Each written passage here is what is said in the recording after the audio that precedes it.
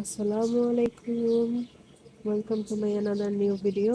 তো আজকে আমি বলবো কিভাবে আমি এই গাছটা কেয়ার নিই। তো এটা হচ্ছে ফিলোডেন্ড্রন ব্রাজিল।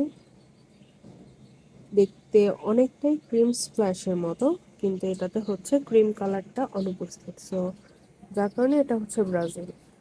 প্লাস এটা একটু কম সেন্সিটিভ ক্রিম স্প্ল্যাশ থেকে, অ্যান্ড খুবই ইজি টু কেয়ার। ওর হচ্ছে যখনই মিডিয়া শুকায় যাবে তখনই রেগুলার পানি স্প্রে করা, 15 দিন পর পর হচ্ছে ফাঙ্গিসাইড স্প্রে করা, আর পসিবল হলে ওই 15 দিন অন্তরের মধ্যেই হচ্ছে ইপসম সল্ট স্প্রে করে দেওয়া।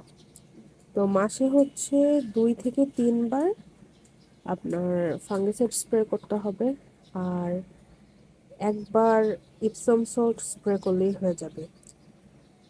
আর সার বলতে এতে হচ্ছে ভার্মি কম্পোস্ট, গোবর সার দেওয়া যাবে।